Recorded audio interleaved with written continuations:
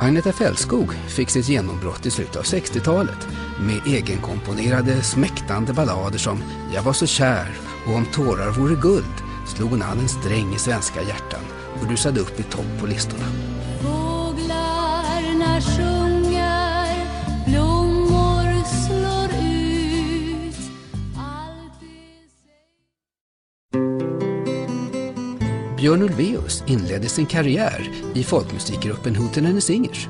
Jag väntar vid min mila medan timmarna lida. Skivorna gavs ut av Stickan Anderssons skivbolag Polar. 1969 blev Björn och Agneta ett par.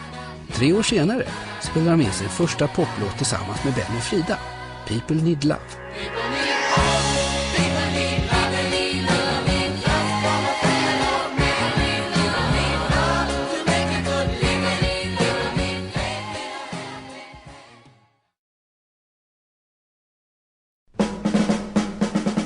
Benny Andersson var under 60-talet långhårig popidol i Sveriges populäraste band, Hepstars. Med låtar som Cadillac och Sunny Girl erövrade de alla topplistorna och svepte genom landets folkparker. She's a sunny girl, a real girl. Redan 1966 blev Björn och Benny kompisar och började skriva låtar tillsammans. Ge oss en chans.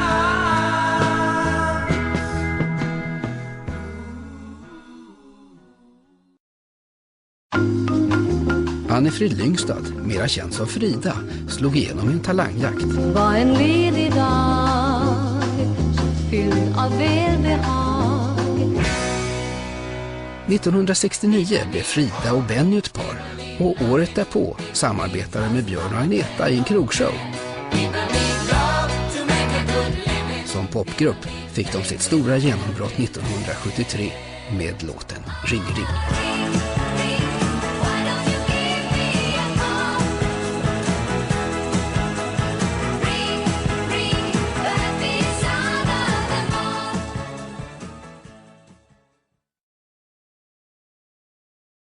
Året var 1974, datumet den 6 april och platsen Brighton i England.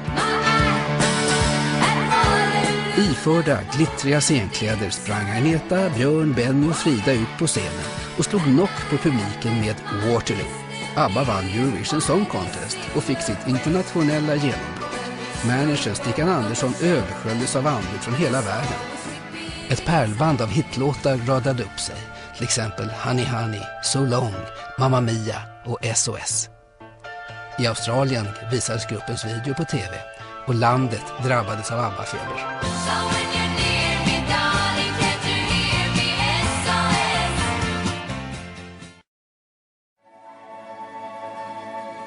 1976 var ABBA en av världens populäraste grupper. De reste till Australien och gjorde tv-program som sågs av massor av tittare. Till och med fler tittare än vad månlandningen hade haft några år tidigare. I Europa blev varje skiva gruppen släppte en enorm succé. ABBA ockuperade i topplistornas första platser med låtar som Fernando, Dancing Queen och Money Money Money. Money, money, money. Must be funny in the rich man's world. LP-skivorna Greatest Hits och Arrival sålde miljonupplagor. Always sunny in the rich man's world. I början av 1977 reste gruppen på turné i Europa och sen Australien. Den turnén skildrades i Lasse Hallströms långfilm ABBA the Movie. Våren 1977 nådde ABBA första platsen i USA för första och enda gången med Dancing Queen.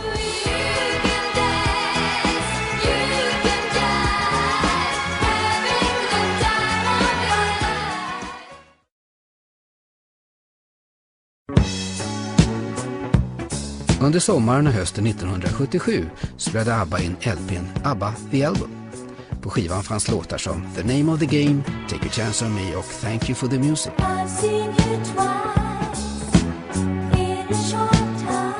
ABBA ägnade allt mer tid åt arbetet i skivstudion och nästa LP, Voulez-Vous, kom inte förrän våren 1979.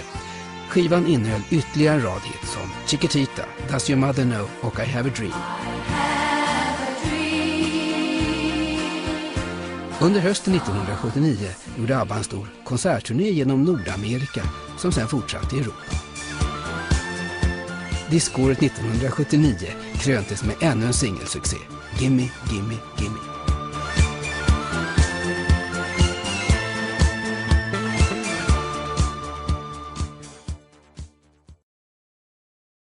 Sing a new song, Chiquitita. I mars 1980 gjorde ABBA sin sista turné och den ägde rum i Japan.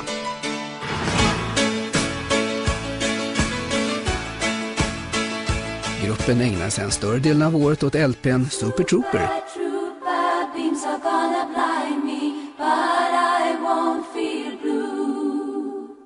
Som förutom titelspåret innehåller hitlåtar som The winner takes it all.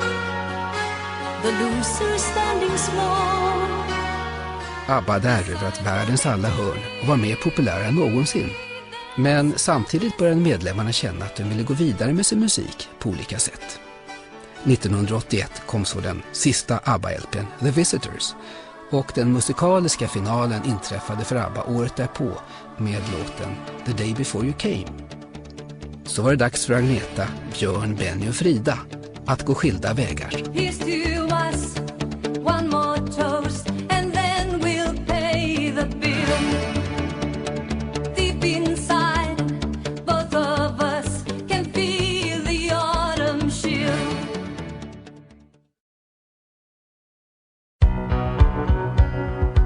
Frida gjort ett antal soloalbum sedan ABBA upplöstes, men har mest ägnat sig åt miljöfrågor och välgörenhet. Även en blomma av människor jord behöver näring för att gro. Även Agneta har gjort soloskivor. My Coloring Book från 2004 kom efter ett långt uppehåll från rampljuset. For those who fancy coloring books, and lots of people do, here's a new one for you.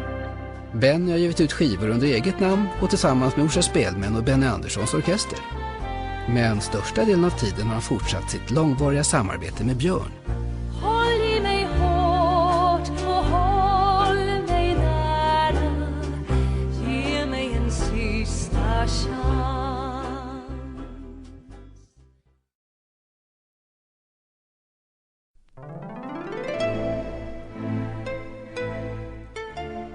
Med Chess förverkligades en dröm som Björn och Benny burit på länge, nämligen att få skriva en musikal. Chess skapades tillsammans med textförfattaren Tim Rice och presenterades 1984 på en dubbel-LP och en konsertturné.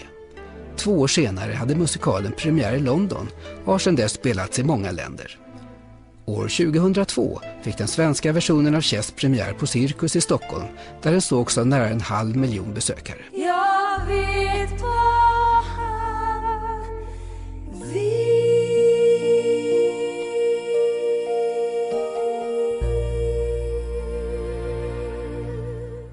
Det blir säkert jävligt bra.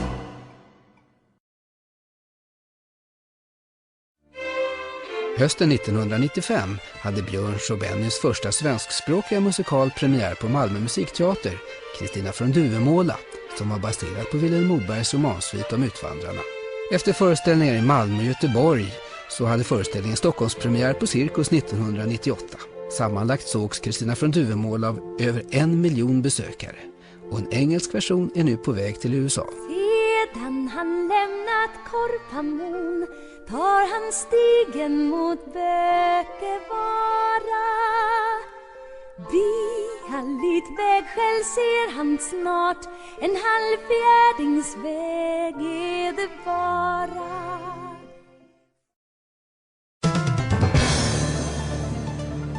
Björn och Benny brukar säga att Mamma Mia är musikalen som de inte visste att de hade skrivit. Det var teaterproducenten Judy Kramer som fick idén att göra en föreställning baserat på ABBAs musik.